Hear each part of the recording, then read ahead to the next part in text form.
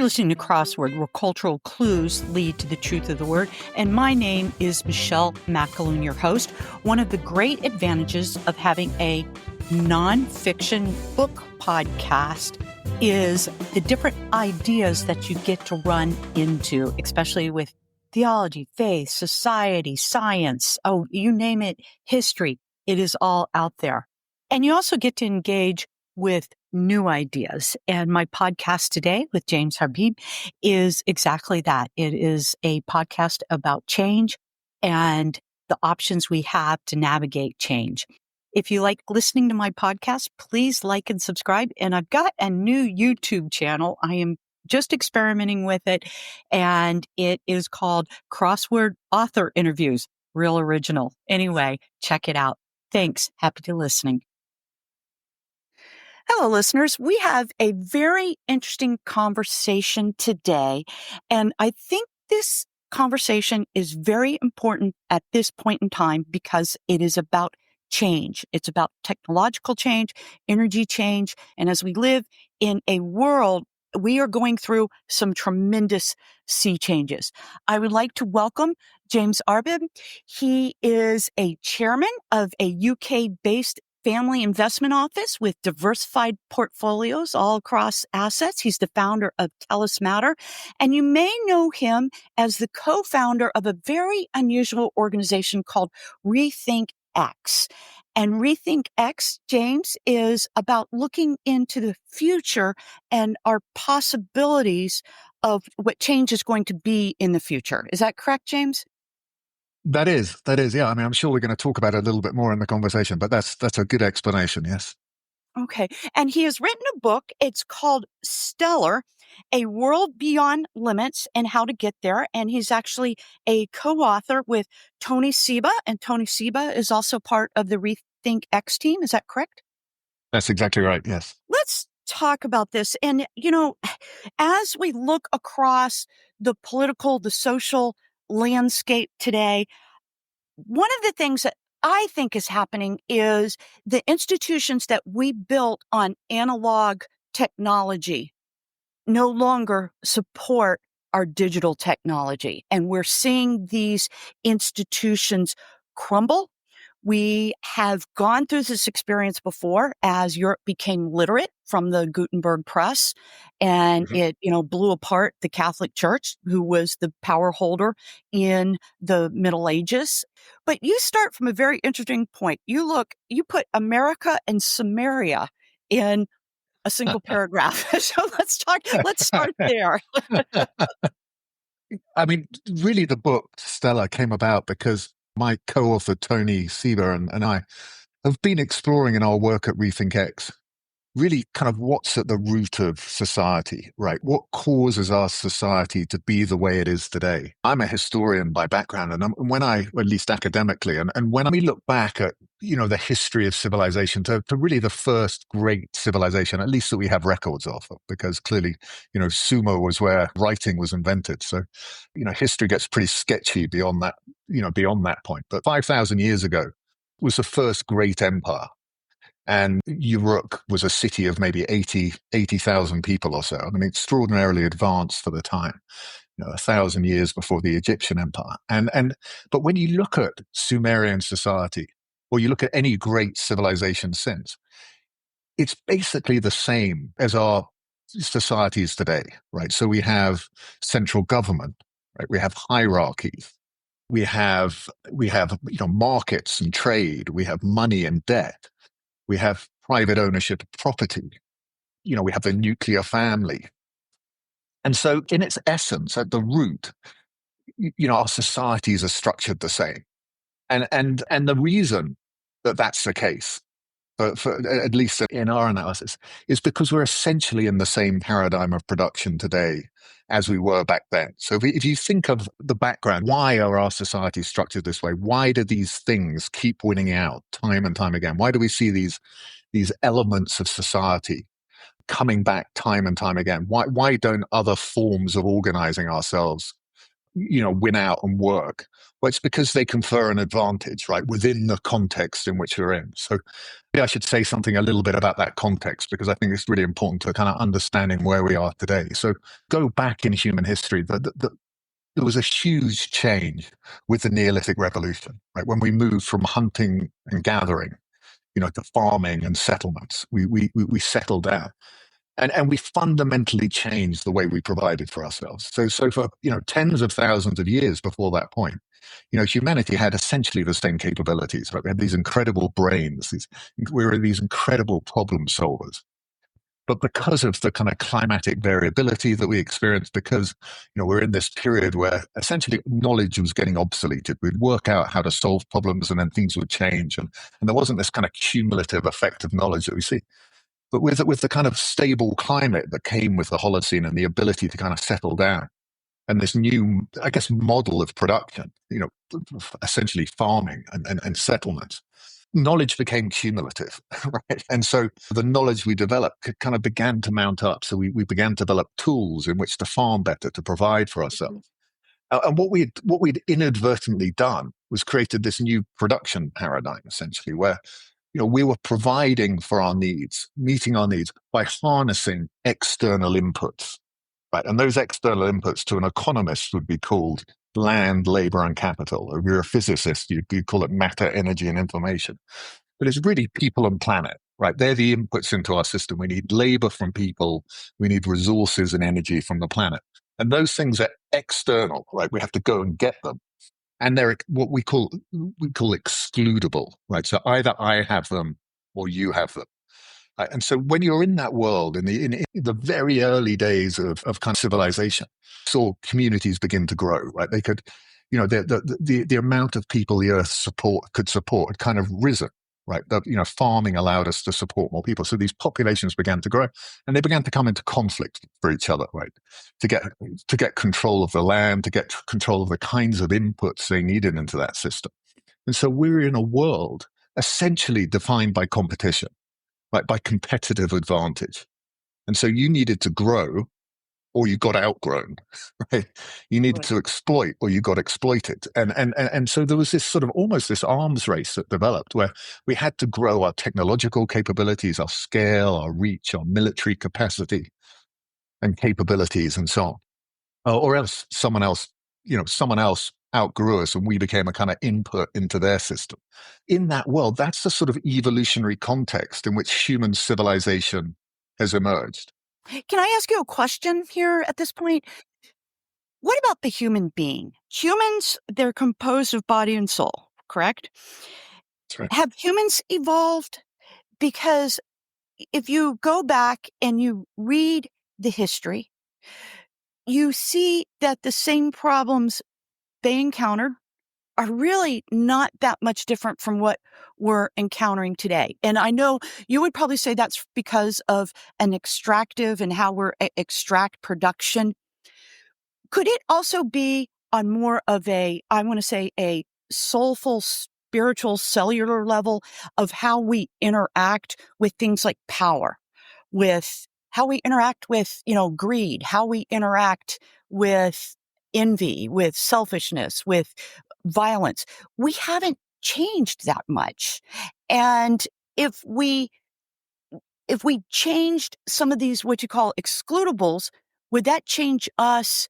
Would that change our human nature? That's what I'm talking about. Yeah. Yeah, so we're getting to the essence of human nature, which we actually begin to look at in the book, and it's a really interesting discussion. So yes, we'd agree with you. In our analysis, human beings have the capacity for an extraordinary range of behaviors, of ways of thinking, of forming relationships, and so on. And of emotions, we might term kind of defined by love and openness and collaboration, all the way to the very dark side. And we've seen the very worst of humanity through history as well. But what we argue essentially is that context is key, that it depends on kinds of situations in which we find ourselves. And for us, the period of civilization has been defined by this system that we call extraction, this system where we're harnessing these external inputs. And that system prefers essentially certain ways of thinking. Right. So it's an advantage, for instance, to understand in a kind of mechanistic linear way, to understand that I take this resource, I do this to it, I get this outcome, that I dig a trench, I get more water on my field, I get, my crops grow more. Right. You don't want to be thinking too much in terms of the kind of holistic, complex aspects of that. If I do that 50 or 100 years down the line, I'm going to salinate my soils and I'm not going to be able to grow anymore. So we've preferred kind of the linear and mechanistic mindset, scientific mindset, as opposed to the more holistic, kind of complex analysis, because it confers an advantage within extraction. The same with some of our emotions or our ways of behaving, essentially, that greed essentially confers an advantage, as does aggression and so on. So we can see individuals who don't act that way. And there have been plenty of societies that have been much more egalitarian, built much more sustainable communities, but they've just been trampled by those that haven't, right? That those have been more extractive.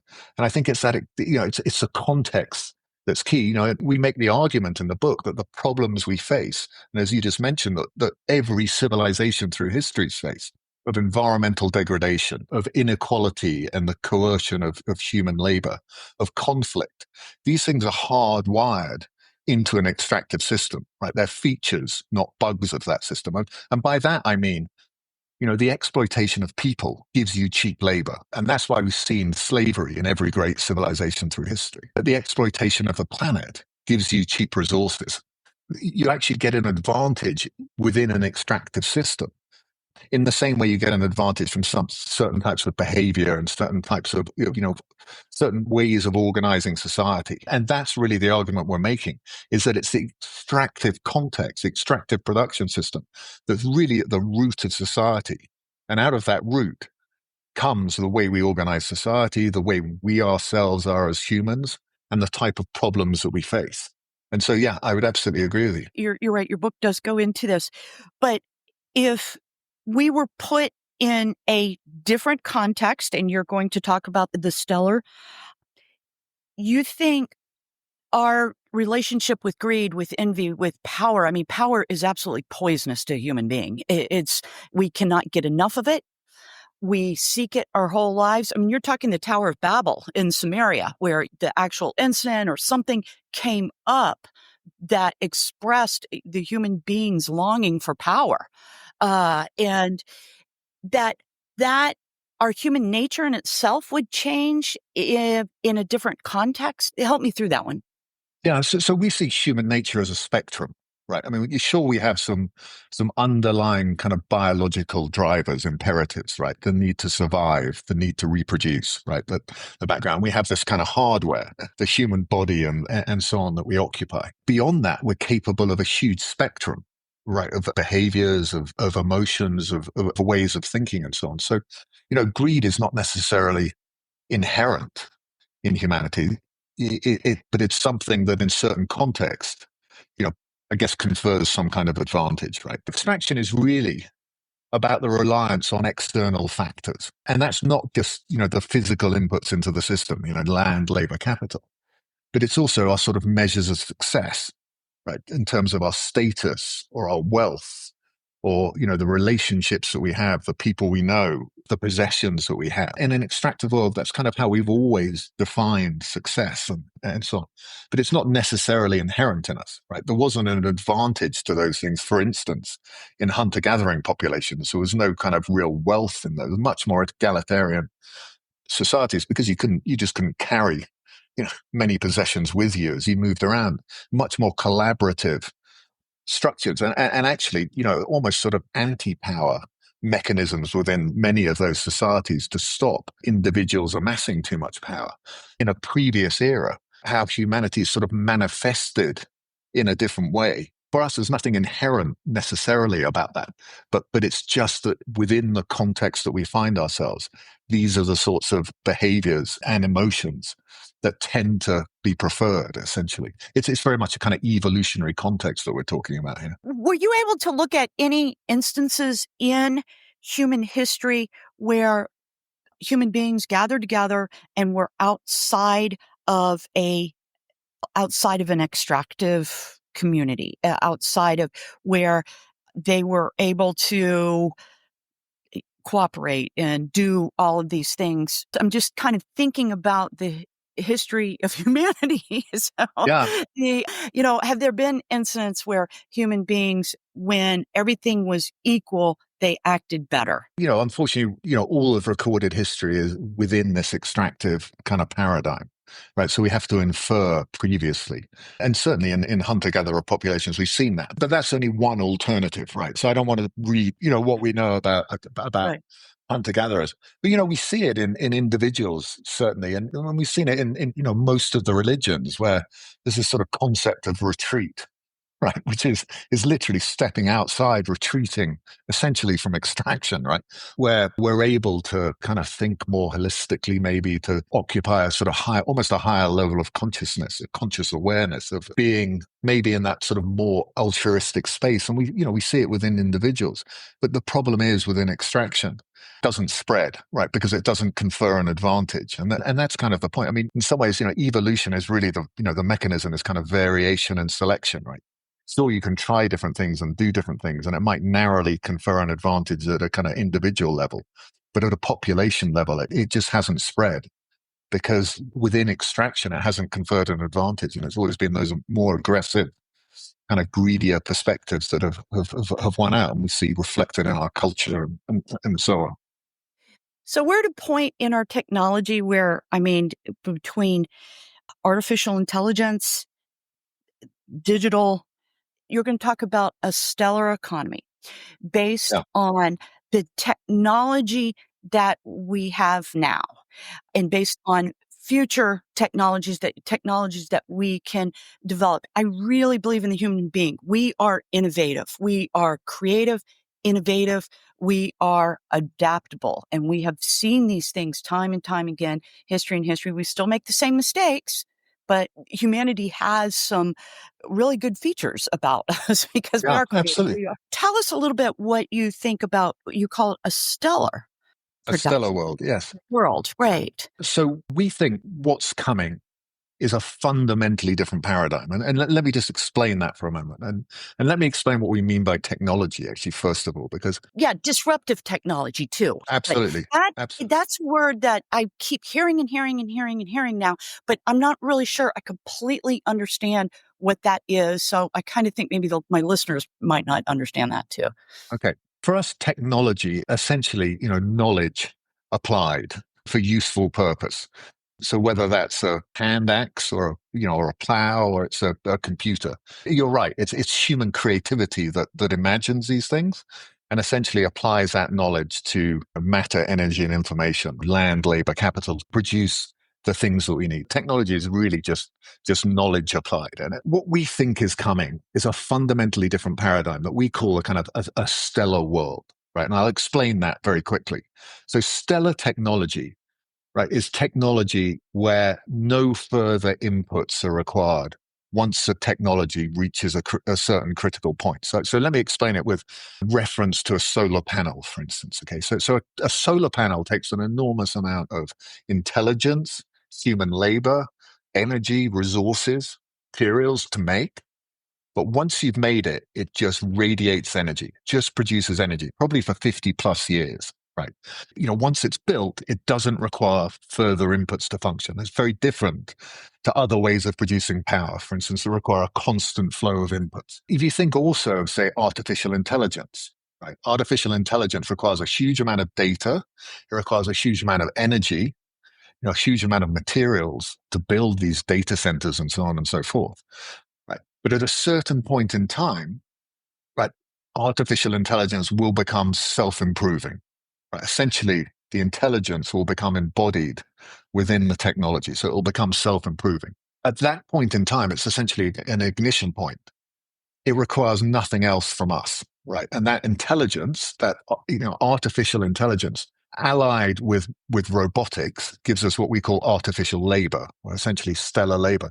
You can then, you can rebuild your energy system, you can redesign your energy system, you can improve your energy system, you can manage your energy system. So you get is a system that at a certain point becomes like a star, right? So a star requires certain materials in certain conditions it reaches essentially an ignition point where it can essentially in perpetuity just produce useful outputs, light and heat and whatever else that we get from a star. And that's why we use the stellar analogy. It's a fundamentally different system where at a certain point in time, you no longer need any further inputs in the form of land, labor, capital. Right? They're all essentially embodied within the technology.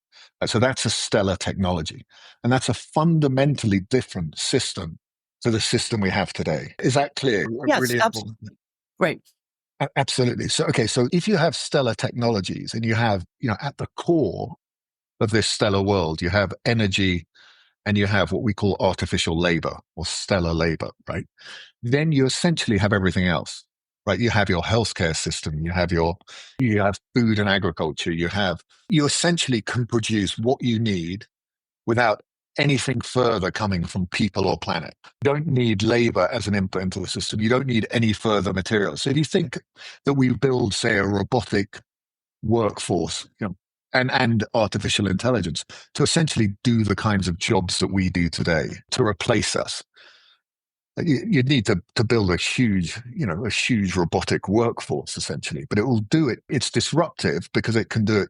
It can do the same labor cheaper and better than humans can. That's what causes a disruption, something that can do so, essentially, substitute for what we did before in a cheaper and better way. You get this workforce, but over time, as the software improves, as the intelligence improves, those molecules and atoms embodied in your essentially artificial labor force will be able to do ever more work of ever better quality, right? Just a kind of software update or rebuilding it itself in terms of the hardware. The same molecules and atoms embodied in that workforce will do more and more labor, essentially up to the limits of physics, wherever that might be. And so you really don't need any further inputs from outside that system at that point in time. Right? So suddenly you're moving from this extraction paradigm into what we call the stellar paradigm, right? And we think that changes everything, right? Because essentially, and this is, what we were talking about before, every part of our society has been optimized around that old system. Right, we've built our forms of government, our economic, political, social structures around that paradigm. And the things that we see repeated time and again in those political, economic, and social structures are the things that have an advantage within an extractive paradigm. There's nothing that says that those things have an advantage within a stellar paradigm. When land, labor, capital are embodied within the production system in a much more distributed production system, because that's what these energy technologies essentially give us, and artificial intelligence will as well. You're in a paradigm where you might be at a disadvantage if you're operating from a central government. You might be at a disadvantage if you're operating in a model of private ownership of this property, right? You might be at a disadvantage with some of the same cultures and social structures. And some of those behaviors, if we go back to the human, that gave us an advantage within that extractive paradigm, might no longer give us an advantage. For instance, it's always been an advantage to kind of control and own knowledge as well as physical assets in the extractive paradigm. But actually in this world where humanity and the people and planet are no longer essentially an input into that system, actually collaboration will give you an advantage. Sharing, learning will give you there's no advantage to hoarding it. You're no longer competing for those scarce external resources, right? So actually, you want to accelerate learning as quickly as possible. So there's no advantage to hoarding knowledge either, right? So it's a fundamentally different paradigm, which might affect everything, including the problems we face, right? Including, the problems, the social problems we face, the environmental problems we face, and indeed conflict. It's a fundamentally different world. With everything that you're saying I think we are on the very threshold of change, and it's change that has to happen. We're watching our governments in the West, in Europe, in the United States, pretty much in China, all over the world. They're crumbling. They're no longer able to govern people where this with AI, with Yeah. X, with YouTube, they are built on an old paradigm, and the technology is not fitting this old paradigm anymore. So I That's right. absolutely agree with you that we are on the edge of change. I think we're on the edge of very positive change, although you talk about change in itself, and change is destabilizing. How do you see from where we are now to maybe going to a stellar world? There is going to be a tremendous amount of change. There's going to be a tremendous amount of conflict as Yeah. people have to let go. Where do you see that? Yeah, you're right. I think we have a very clear idea of, where we are today and what's really driving extraction, and a view of where we can go, this stellar world, right? It is a possible future. But as you say, the journey between the two spaces is incredibly difficult. We use the analogy of metamorphosis. Buckminster Fuller once said, there's nothing about a caterpillar that tells you it's going to be a butterfly, right? And if our current system is the caterpillar, understanding that doesn't really give us any idea of how that future system functions. And metamorphosis is an extremely painful process where the old system essentially, or the old organism essentially breaks down to form the new. And I think that's what we're going to go through. Right? It's undoubtedly going to be difficult. But right now, we're totally blind to that possible future. In many ways, extraction is our world. It's been our world for 10,000 years. We use a phrase in the book, we are the fish and extraction is our water.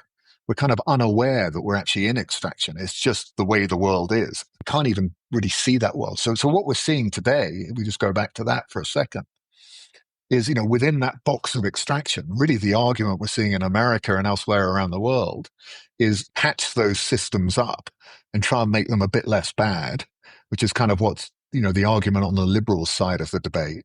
And it's what we've been trying to do for 20 or 30 years, and it hasn't Mhm. really worked anywhere in the world. Or do we tear those systems down, right? Which is, we're seeing Trump and other leaders around the world. But again, both of those approaches are within those extractive systems, right? Neither of them are solutions, just different ways of dealing with the problems of extraction. In our view, really, really they amount to band-aids, right? If you don't understand the root causes of the problems we face, then all you can do is treat the symptoms. Right? You're Right. not, and that's what we're doing. We're racing around treating symptoms, and often those treatments that we give just cause other problems, right? And so you end up treating the symptoms of the symptoms, and so on and so forth. And until we actually get to that root and transform or allow that extractive production system to transform into this stellar system, we can't solve those problems, right?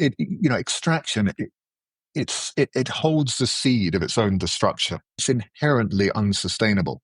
And by that I mean from the perspective of physics, right? It's a high entropy system. Right? Right.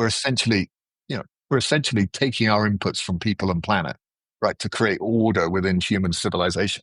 And you can do that for a while, but over time, it breaks down. We've seen every previous great civilization break down, right? Because essentially we reach the point where we can no longer do it. Unfortunately, this version of extraction is now at global scale. Right. Right. It's that much more destructive. A stellar system essentially is taking its input, its energy from outside the Earth system. Right? It's literally photons from the sun. Right? That's what powers this system. Right? It's no longer, once it gets to a certain point, taking any inputs really from the planet at any kind of scale.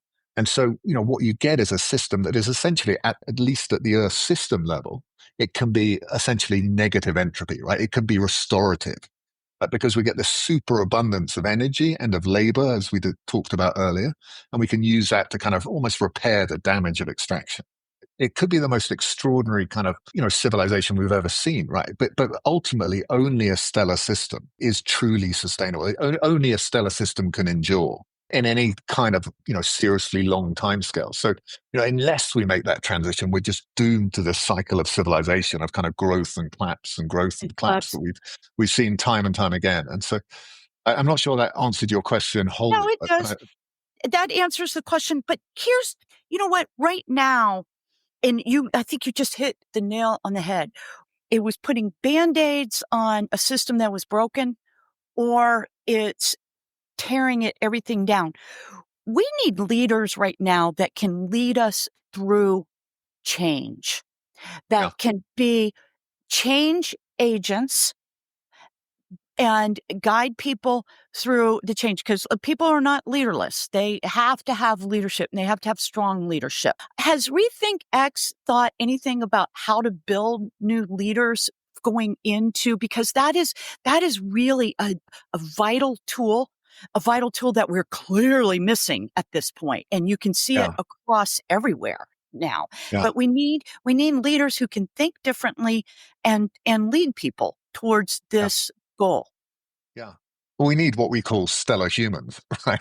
Yeah, and um, I don't but, know if but they exist. so I think it's really important to understand how change happens here, right? Because if we're reliant on the US federal government finding a leader to lead us to this world, if I can use a kind of a word you're not might like, we're screwed. Right? There's Right. Yeah, nothing yeah, that we that's can fine. do. Yeah, I do believe me. There's Yeah. nothing. There's nothing we can do.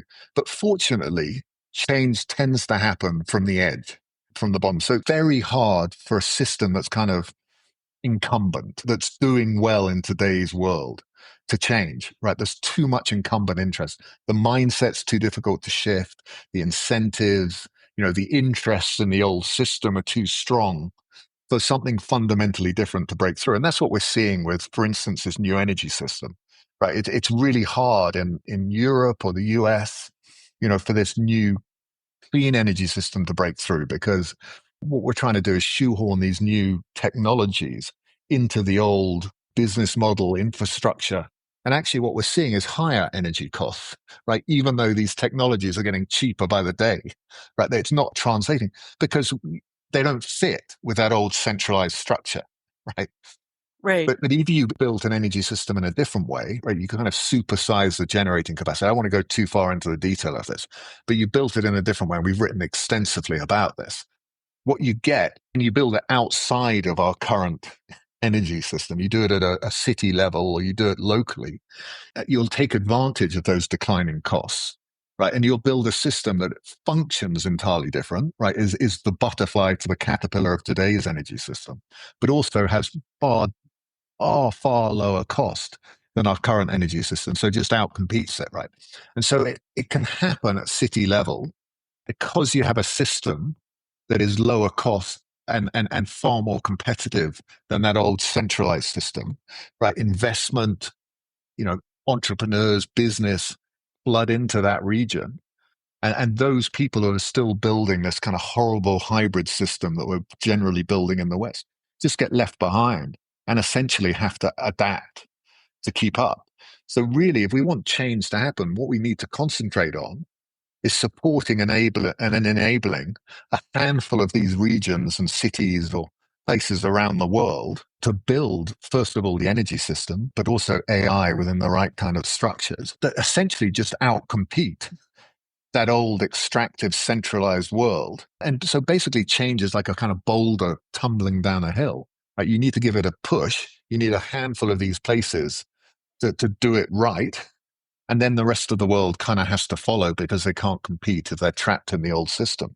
And I think, that for me gives us a huge amount of agency in this and a huge amount of hope that we can actually do it. Where those regions are, I'm not entirely sure, but we've Right. got a number of conversations going on and we can see places where it might happen. Right. Ukraine, for instance, as it begins to rebuild. I think Right. India, I actually think America at state or city level, right? There's huge agency actually in the American system that might enable these kinds of systems to emerge. I think elsewhere in the world, Africa, where places that don't have the kind of the baggage of incumbency that we often have in the West, certainly at kind of federal government level. I think what will drive people to go down this route is essentially competitive advantage. Right? It's the opportunity that comes with leadership, because if you're the first to build this kind of system, you have a huge advantage, right? You develop technologies and the business models and so on that allow this to build essentially this platform. We're talking this energy and intelligence platform. You get to build all the applications and use cases that come with it that can be built on top of that platform that will outcompete everything else. In the same way we saw, with the internet, the value was built on top of the internet with the applications and use cases of essentially Right. super abundant communications. And so there is this sort of bottom up emergent process at work in change. And all you need are a few places to kind of get going with this. And so actually the dysfunction at federal level in America or the dysfunction at central government level elsewhere in the world, Right. you know, it doesn't have to be a constraint on change because change was never going to come from the center. It was never going to be imposed top down, right? It was always going to come essentially from the bottom with regions and cities experimenting with new models. So actually, in some ways, the dysfunction might make it easier for this to happen. The tear it down approach that we're seeing, the tear the Right. old Right. system down, actually might create space. I mean, it's being done today without really a vision of what comes next, but actually Right. it might That's create exactly. space for something fundamentally different to emerge. So it doesn't all have to be bad. And I think, undoubtedly, places that resist this kind of change are going to experience the most pain. But there are places that will lead and show the way and hopefully, allow the rest of the world to quickly transform themselves to this kind of new kind of model. So yeah, I'm both optimistic but fearful of the kind of the short or medium term 10, 20 years of transformation, the period of metamorphosis that's undoubtedly It's going going to to be, be yeah. deeply unsettling. But you know what? You just said something which I think is very interesting. You said people will want to move into these technologies, they'll want to compete in these technologies, but that competition goes back to what you're talking about. Thing that will build these systems is actually being taken from the extractive technology, the extractive mind. So it's kind of a Absolutely. do loop there. I mean, Yeah, absolutely. So, you need a caterpillar to get a butterfly, right? There's no butterfly without a caterpillar, right? And in many ways, you need extraction to build this stellar system, right? Until you get to that ignition point where the system becomes essentially self-sufficient and self-sustaining and no longer needs to extract, labor or resources, you need extraction. So the rules of extraction apply. So in some ways, you're kind of harnessing the incentives of extraction, right? The need for competitive advantage and the advantage that comes from doing things more efficiently, right? To build this system, because these stellar technologies will outcompete the old extractive technologies. They're just lower cost, more effective, more efficient than the extractive ones. So at least at a technological level, this transformation is kind of inevitable, and we're seeing it. We're seeing that happen in the world today, but we're just not aware of really how profound this transformation is. So absolutely, you need to feed the caterpillar, for the butterfly to right, emerge. So, right, so absolutely, I don't think there's any kind of conflict in doing that. We're not saying, extraction is bad and a stellar right. world is good. There is no stellar world without extraction, right? It's part of the journey, essentially, humanity's had to go through to realize that potential. You are a technical visionary. There's no question about that and about the Rethink X. And we need people thinking about this. We need people who can lead the change that I think is inevitable, whether we want to or not. It is an inevitable change. We've got to be able to formulate this change in a way that benefits more instead of less of our humanity. And I'm just not sure that we know how to do that right now. I think with, again, our creativity, our humanity, we will find a way to do it. I don't know if it's going to change our human nature.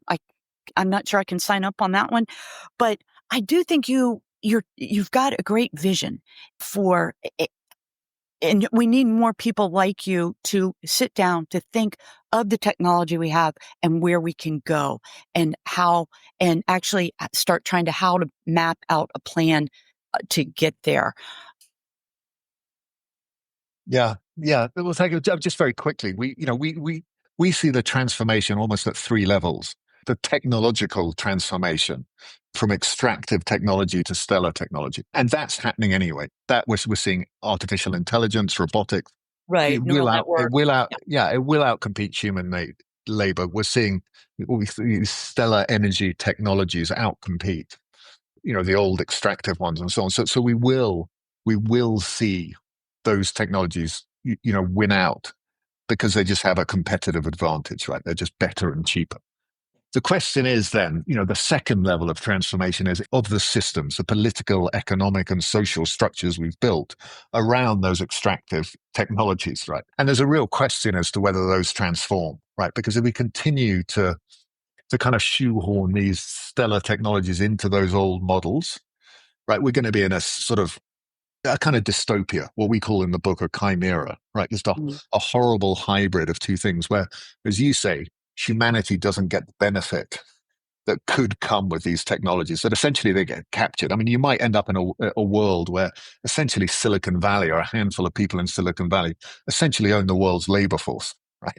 I mean, it could be a deep dystopia, right? Because essentially, labor becomes technology. So either, we get the benefit of a sort of super abundant labor, it works for us, or it doesn't. That's the next level of challenge is making sure that we allow those systems to adapt. And I just want to come back to an example in a minute if we have time. And then Sure. the third level of change is the human.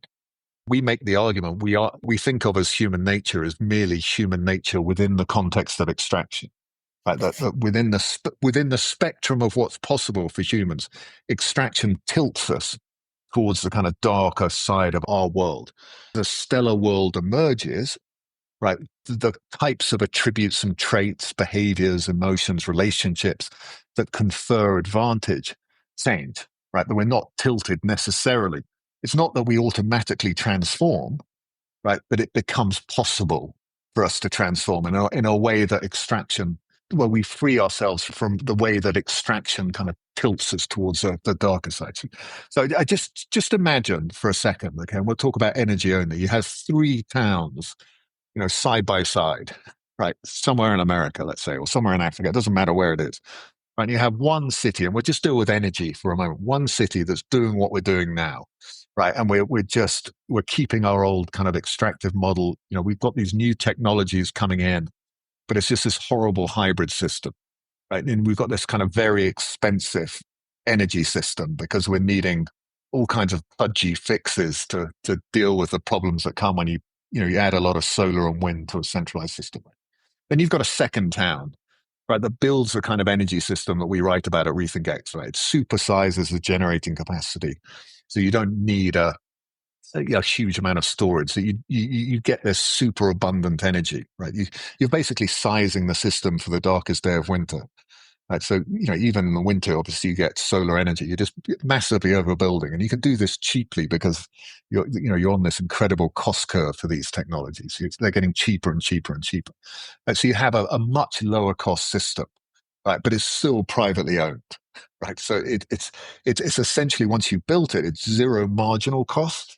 Right? There's no cost for producing each extra unit of energy. Once you've built it, it just produces energy. But whoever owns it's going to want to have a kind of return on capital. Right? They need a profit. Right. So you have, your first town has high cost, clunky system that doesn't function very well. Your next town has cost to the energy.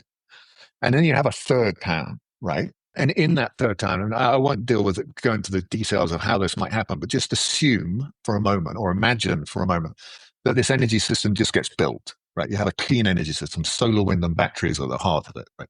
It gets built.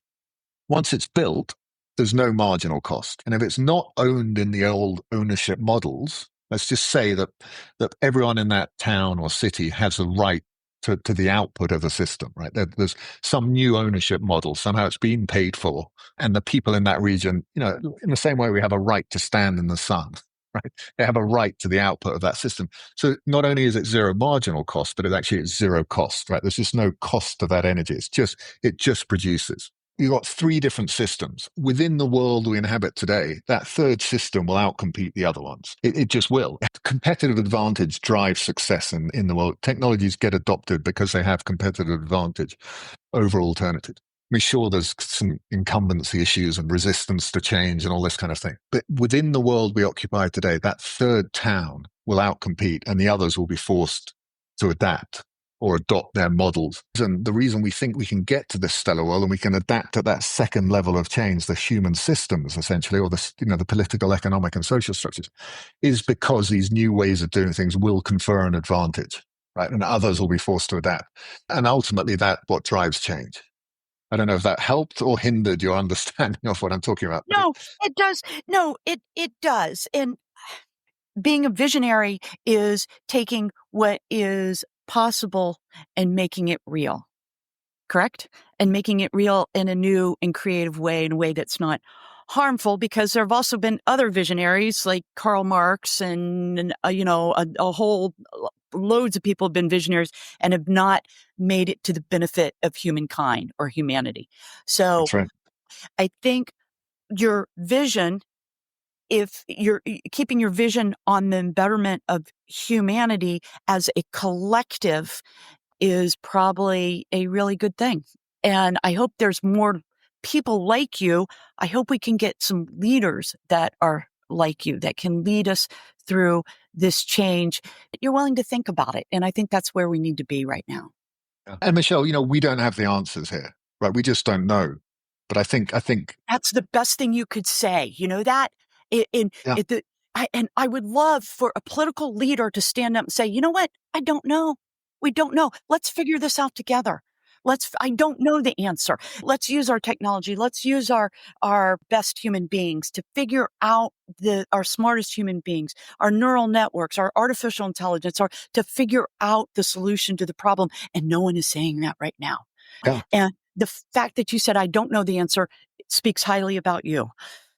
Well, it's a journey we're all going to go on, whether we like it or not, right? And we're going Right. to have to Sure. learn it.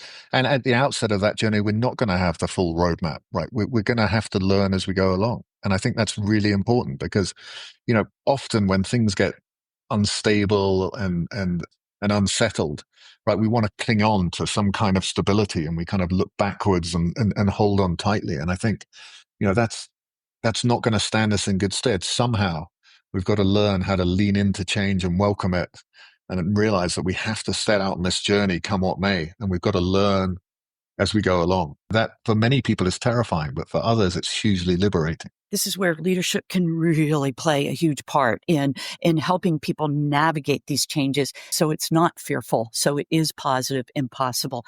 James, I'm going to encourage my listeners to pick up this book. It's very easy read. It's not complex, and it lays out a lot of what James and I have been talking about. But also go to your website, Rethink X. You've got some excellent little videos on there, and you've got good articles and some discussion to see what innovative people who have great vision. The reason why it's great, because they want to better humanity. It's positive. It's a good website. Well, thank you, Michelle. Thank you. And I appreciate your interest. And as we say, the book was only ever designed to be the start of a conversation, right? It doesn't have all the answers, but I think it frames the conversation in a very different way to the conversation that we're having across the world today. Absolutely. And this is what we need more than anything, for us to sit down as adults and be able to talk about change, talk about differences, talk about unstable times, what our resources are and what our advantages are and what our disadvantages are. And we have not had that conversation. And you're right. This is the beginning of the conversation. So James, keep talking. All right. Brilliant. Thank you. Okay. Thank you, James.